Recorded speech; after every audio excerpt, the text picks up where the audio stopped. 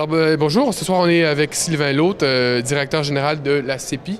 J'aurais dû vous demander exactement si on disait la CEPI ou de CEPI, la Confédération européenne des industries du papier. La CEPI. La CEPI. Alors, lors du déjeuner d'ouverture de Paper Week cette semaine, vous avez rappelé que d'ici 30 ans, le secteur industriel compte réduire ses émissions de gaz à effet de serre de 80 %. En quoi est-ce que ça représente des opportunités pour l'industrie? Ça représente deux opportunités pour l'industrie forestière et papetière au sens large.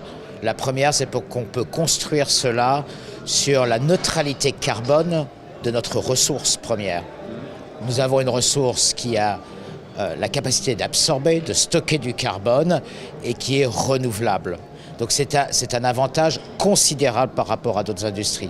La deuxième approche que l'on doit poursuivre, c'est dans l'innovation des produits et la manière dont nos produits basés sur du renouvelable vont pouvoir substituer un très grand nombre de produits qui sont basés aujourd'hui sur des énergies fossiles. En mariant ces deux approches, on est capable d'aller vers une décarbonisation massive de notre chaîne industrielle. Oui, c'est des produits à valeur ajoutée aussi. Par exemple, lesquels on pourrait imaginer d'ici, voire commercialiser d'ici 2, 5, 10 ans? On l'a déjà aujourd'hui sur la table avec des produits, par exemple, qui intègrent des composants micro ou nanotechnologiques qui permettent une durée de vie beaucoup plus longue du produit, une meilleure recyclabilité du produit, des services que le produit aujourd'hui ne peut pas offrir aux clients. J'ai vu par exemple des papiers qui sont extensibles, qui sont capables de substituer totalement un très grand nombre d'applications plastiques. Donc ces innovations, elles sont aujourd'hui sorties des laboratoires, on doit les amener sur le marché, les faire comprendre, les faire connaître. Et on peut le faire. Et puis comment vous allez y parvenir en fait à cette décarbonisation d'ici 2030 ou 30 ans, 35 ans. On a identifié au niveau européen 10 chemins que l'on doit poursuivre pour faire cette décarbonisation de manière massive. Certains des chemins, ils sont connus. C'est en termes d'efficacité énergétique, par exemple, dans nos process. Donc ça, c'est assez connu. On a un deuxième chemin, par exemple, qui est de totalement transformer la manière dont on produit aujourd'hui nos produits.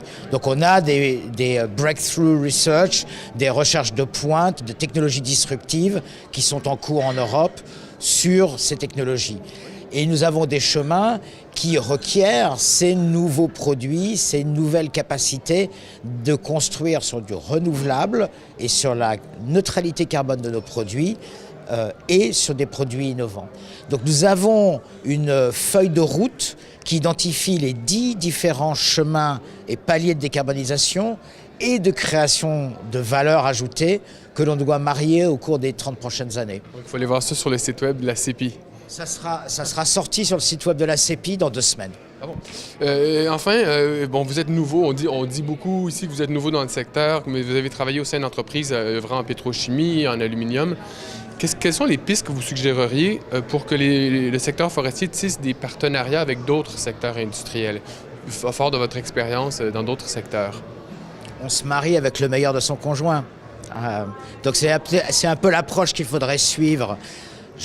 Quand je vois notre industrie, nous avons la capacité d'amener dans nos produits, sur la surface du papier que nous produisons, dans les matériaux de construction, le meilleur des technologies qui sont peut-être aujourd'hui entre les mains de l'industrie chimique, de l'industrie de la nanotechnologie, des industries biogénétiques. C'est ce mariage que nous devons réussir. Si nous arrivons à réussir ce mariage avec des produits qui sont renouvelables et qui sont recyclables, nous serons imbattables. Et ça, c'est cette dimension technologique que l'industrie doit apprendre. Elle doit sortir un petit peu de ses cadres. Elle doit sortir des chemins qui sont traditionnellement basilisés. Nous avons toujours fait le papier comme ci et nous le ferons toujours comme cela. On a besoin de regarder comment les choses se font dans d'autres domaines pour l'amener et en sortir ce qui est le meilleur. Ça se fait déjà ici? Vous observez que ça se fait déjà ici? Ça se fait peut-être plus en Europe? Non, ça se fait ici. Regardez les discussions qu'il y a eu au Biofor. Ouais. Ce sont des discussions où on discute biotechnologie, on discute nanotechnologie, on discute chimie, on discute... C'est exactement ce qui est en train de se passer au Canada, en Europe, et je pense qu'il se passera plus largement ailleurs, où l'on est en train de drainer sur notre industrie ce que les autres technologies des matériaux et les autres sciences des matériaux sont capables de nous apprendre. Très intéressant. Écoutez, merci beaucoup et puis bon séjour à Montréal. Merci.